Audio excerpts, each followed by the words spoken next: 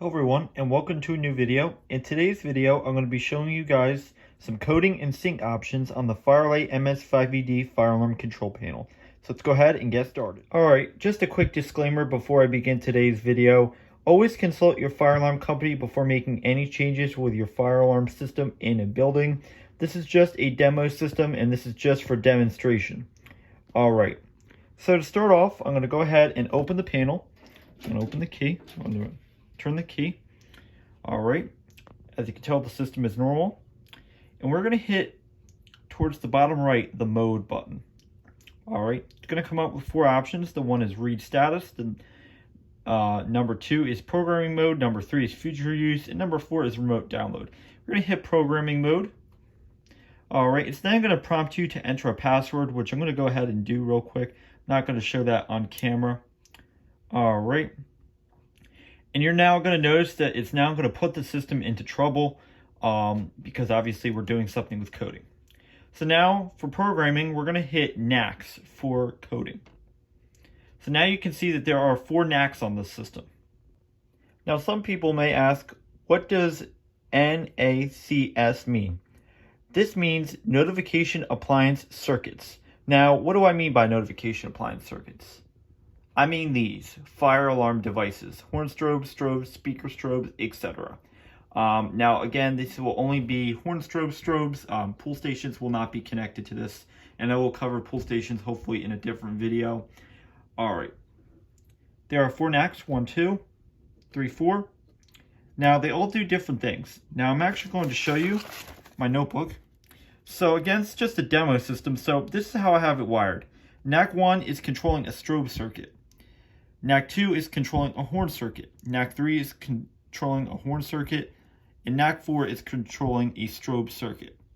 Now, what's important to know is that you always want to have everything labeled. It's really important that everything's labeled so that you know what's controlling what.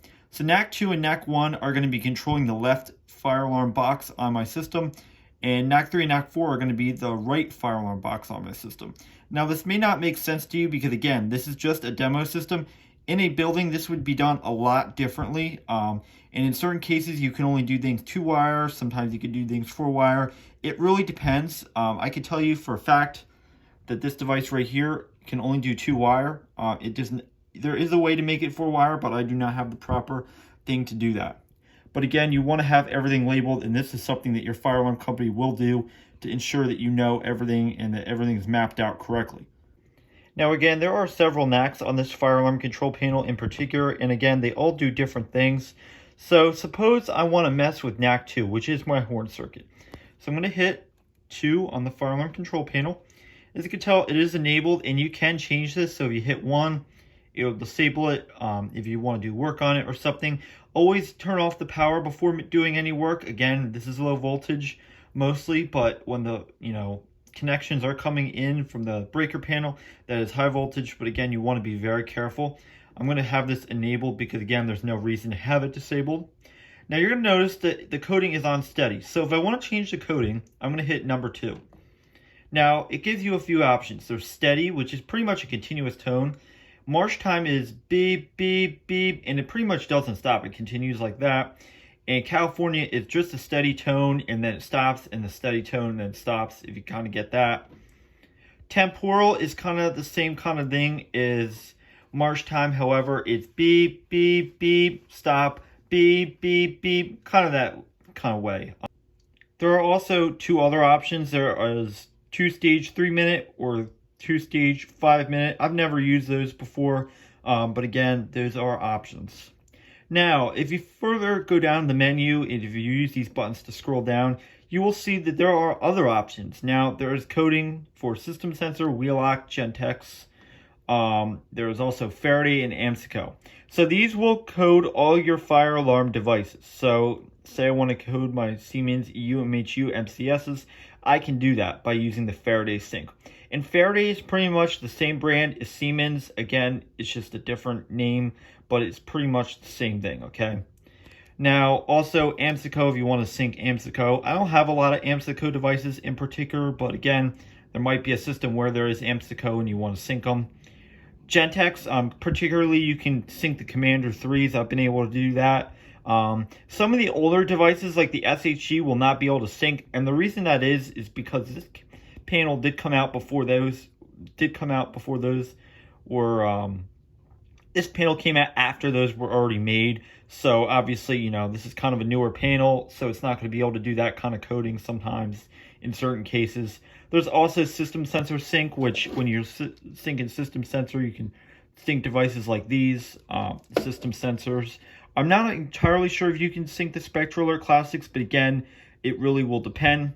You can also sync wheel lock, which is good. You know, you can sync your devices. And it is by code that you have to do sync in certain cases. You also want to make sure that your strobes are not flashing at all different rates. You want them to be synced at all times. That is a code, and I believe it does vary by area. Don't quote me on that again. But the general idea here is that you can change the coding if you really want. I'm going to in particular put this on steady, and that's only because I'm using a device that only has that only can be programmed to steady, and that is because it already has coding built in. Devices like the Spectral or the Advanced already have built-in coding, so you technically can't code it, and if you do, it won't work. It will, but it will be it will, you know, turn on and off, and it will act all weird. So you're only going to be able to do steady on certain devices. And then certain devices you can change, but it really does depend. The same can be done for NAC 3. So if I hit escape, I'm going to hit NAC 3. And again, it will give you all the same options. So you can go down and there's different features you can do.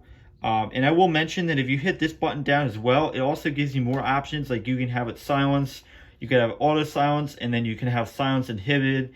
Again, I have it on silence, but on particular, on my other circuits like NAC 1, NAC 4, which are a strobe circuit, I do not have them silenced because I want the strobes to continue to flash when the fire alarm is activated until the emergency is cleared.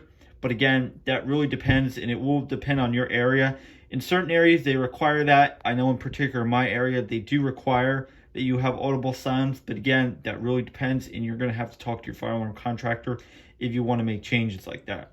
Now, again, I'm going to show you again. So if you hit 2 coding, you can do a lot of different things. Again, the Faraday AMSICO, System Sensor Wheel Lock Gentex. You can do a lot of different coding. But again, the best thing to do is always consult your fire alarm contractor because different devices can only do different things. So not every device can sync using this panel. But again, you always want to talk to your fire alarm contractor and ask them what they think is best. Because again, each system is going to be a little different. My system is wired a lot differently than a lot of other systems. I know for a fact, mainly because this is a demo system and this is not installed in a public building. I only use this for training and I use this to help with troubleshooting. So, but when you finish making all your adjustments, you're just going to hit escape and eventually you're going to get out to this menu and just hit reset. It's going to save the system configuration. All right. Eventually it's going to reset. And boom, your changes are saved. Alright guys, I hope you enjoyed this video and I hope I explained it in the best way possible. If you have any questions, comment below. Remember to rate, comment, and subscribe. Alright guys, thanks for watching and have a great day. And I will see you in the next video.